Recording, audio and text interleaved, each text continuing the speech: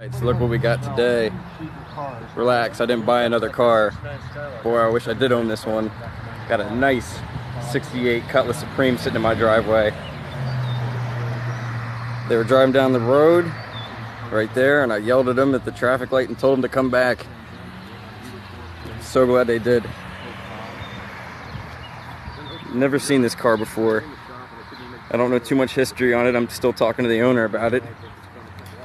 But apparently it's family owned, and it's a 4-speed car. Sounded really good at the traffic light. It wasn't too loud, nothing too wicked, but it sounded good.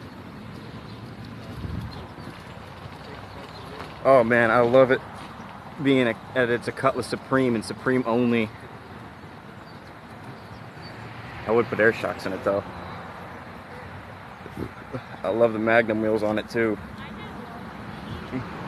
I'll point out the Supremes came with this lower molding that goes along the rocker and up over the wheel wells. My buddy Jaco, he's really into working on stuff. I know once he gets his garage, he got really lucky. I remember we were in high school and it was like Ramrod 350.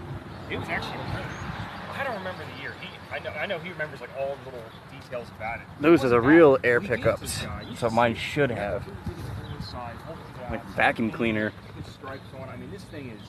You should hear it. Oh man, it's incredible. Let's take a look inside. I love the vinyl top. Oh man.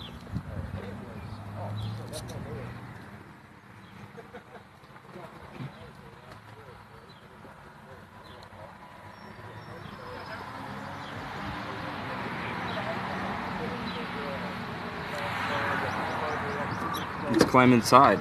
Owner said I could sit in it. Oh man, too wicked. Oh man, it's got that old car smell to it. Look at that, it's got a tick-tock tack in the dash.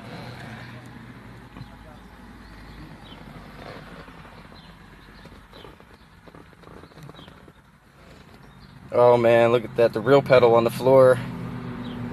Alright, so we don't have AC, but that's alright. Oh man. This dash is in so much nicer shape than mine. Oh, we got power antenna. And we got a rear window defroster. Alright.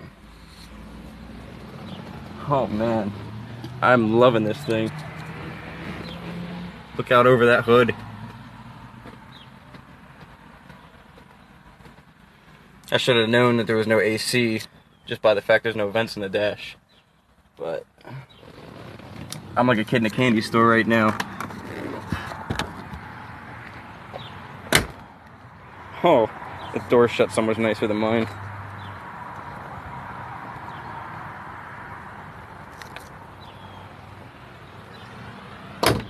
Well, just a little more effort with that one.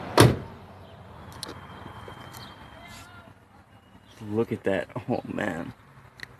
Seats look brand new.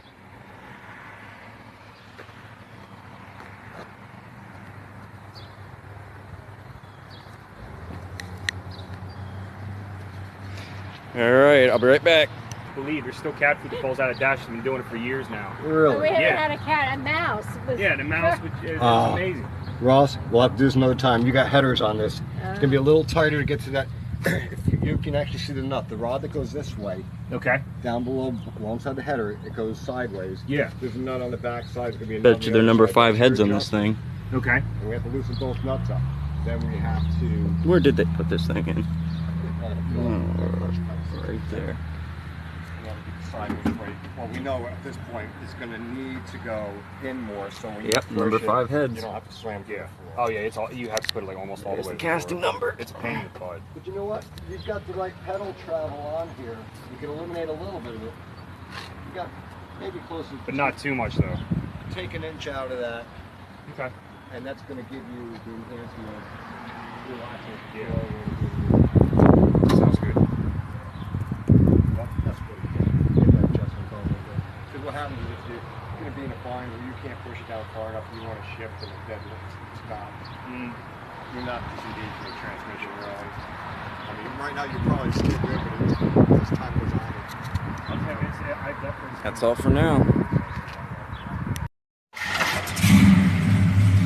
Oh man, yeah, she sounds good. I want to hear it from behind.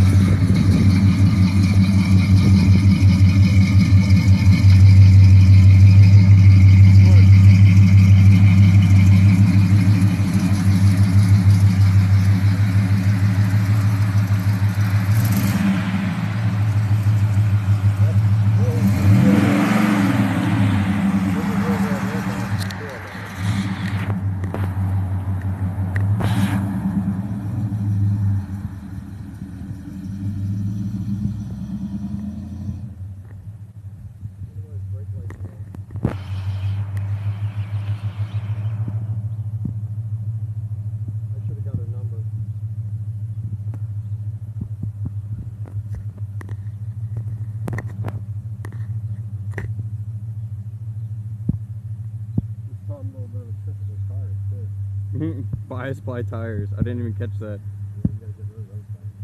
The light needs to turn green. Yeah, right. Yeah, I know it's got a rear window defroster switch too, right next to the power antenna switch. It's got a tick-tock tack in the dash, but it's got no air conditioning. You saw under the hood.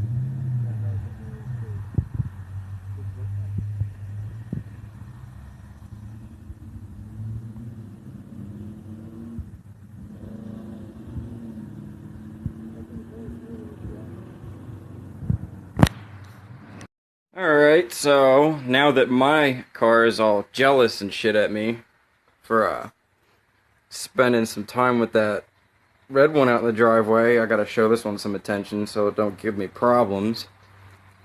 But a couple things I didn't notice until I went back and looked at my video that I like to point out. This is a Supreme, and I cannot stand the god-awful ugly grills that come on the Cutlasses and the Supremes. I had to go with this one for mine. I just can't stand that. It looks like buck teeth almost. But his is a Supreme, but somebody redid that car. It was restored. Not like a Barrett Jackson restoration, but they did a lot of work to it. And I noticed that the interior panels aren't Supreme anymore. It wasn't Supreme interior. And it's hard to come by those door panels because they don't remanufacture them because Supremes are such a low production number car. If you go back and look at his door panels in the video and compare them against mine, you'll notice that I've got these metal, whatever you want to call them, like trim molding around here. And it's got the Cutlass Supreme in the door like that, but it's got these bars right here. And no more above this molding, it's just flat. His has the bars that they don't protrude out as much. Like you can see how these ones go like this. His don't protrude out as much, and they run all the way up the door. Same thing with the rear seats. And on Cutlass Supremes, the seats match the stripes on the doors. It's bad lighting in this car, but you can see how it's only in the centers of the seats where the stripings are. Up top, it's flat, and around the sides, it's flat. This is true Supreme interior. These are the factory seats that were built and came with this car when it was produced in October of '67.